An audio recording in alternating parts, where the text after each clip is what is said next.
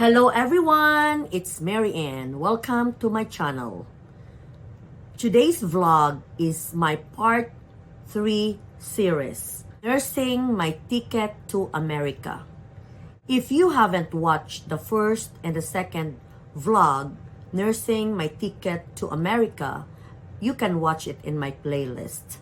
In today's vlog, I'm going to talk about my flight to New York, my base salary during the time, my first week of experience arriving in New York.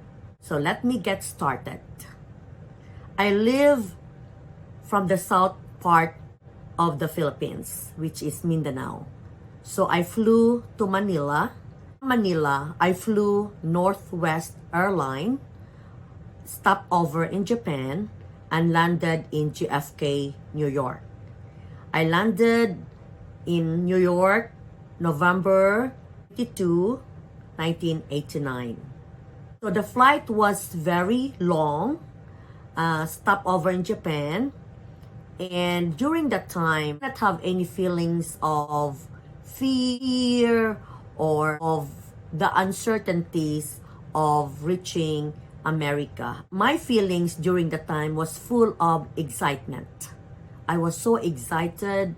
It was like a dream that became reality. I don't know why. I had no worries that time.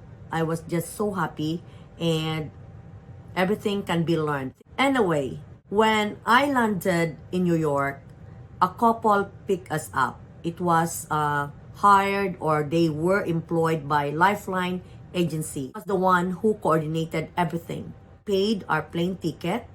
I did not have to pay anything. And there were 4 of us, 4 nurses. 2 worked in other hospital and 1 worked with me. So we came together and worked at Xavier that time. When I arrived in the dorm was owned by the nursing home. It was like few steps away from the nursing home, and it was full of Filipino nurses. Those nurses arrived a year or few months before me. It was the peak that a lot of nurses took CGFNS and came over to United States. So of course, I was welcomed by all Filipino nurses. They were very nice. Some of them, they left their family back home. They have their husband and their kids, and I was single that time. So we all live in the dorm. I had a room, a big room. All of us have big rooms, and we shared bathrooms. And we have a main dining room where we can cook, but we had also a refrigerator in our room. So it was a dorm. My room was already prepared. The bed, the linens were all provided, and also a meal was provided to us. And during that time, the rent of the dorm was so cheap. I can't even remember now. Maybe $200 a month, or maybe less. Free. You know, the light, the water, we don't have to pay. And in the basement of that dorm, we have a laundry. Fortunately, Xavier was sold in 2017, and the dorm is no longer there. It was no more nurses there. It was, I don't know what's the purpose of that dorm now. Anyway, so next day after my arrival, it was Thanksgiving Day. I had no clue about Thanksgiving because we don't have Thanksgiving in the Philippines. So my first week of arrival was, of course, I went to the HR department with my other co-nurse, and one of the staff over there accompanied us to the Social Security office. In order for us to work, we need to have our Social Security number. And after that, she drove us to the bank. We opened our bank account, Chase Bank. During that time, it was Chemical Bank. Now it's Chase Bank. She drove us around Riverdale area. Riverdale is one of the richest area of the Bronx. And she showed us Mount St. Vincent.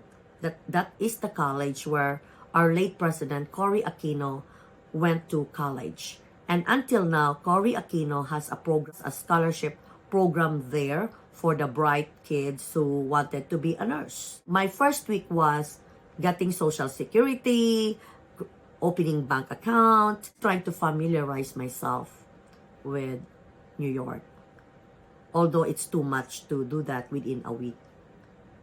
So, I started my job November 29, 1 week after I landed in New York. And I received $1,000 bonus when I just started my job. We were provided $1,000 bonus as our spending money. During the time, my base salary was only $29,000. That is equivalent to 638,000 pesos. Because during the time, the value of the dollar was only 22 peso per dollar. But one mistake that I did when I started working was I was working a lot of overtimes. Work. That's all I did. And not only me, a lot of nurses too in the dorm. We just work and and try to make a lot of money. So during the time when you're a CGF and S passer, you need to take also NCLEX exam. Because if you are a CGF and S passer, you only work as a registered nurse under permit, under somebody's license. And that is good for 1 year. So we have to pass the NCLEX exam to be a registered nurse. At the same time, we have the option also to take the licensed practical nurse exam. So during the time, I did not really study hard or did not really prepare for the NCLEX exam. I was working hard. And that was really a mistake because I failed the NCLEX exam. I passed the licensed practical exam, but I need that registered nurse license. And because of working overtime, my income, my first year income as a nurse was $66,000. That's equivalent to almost 1.5 million in pesos in 1989. So what I did, because I need to pass the RN exam, I really took it seriously. I really studied hard and retook the exam and I passed the exam. I passed the RN exam. And our salary, our base salary was only 29.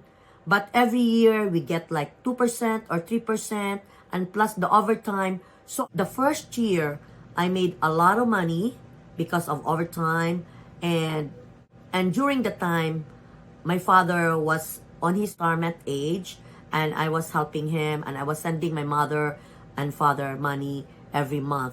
And I have two brothers that time in college that I was the one who really supported them. They went to Notre Dame University, two of them. I got them their apartment. I paid their tuition and gave them monthly allowance because I don't want my father to have a headache with their expenses. So that's the end of my part 3. And in part 4, I'm going to share to you guys the struggles of a brand new nurse working in a nursing home or working in America. So thank you for watching and please subscribe to my YouTube channel.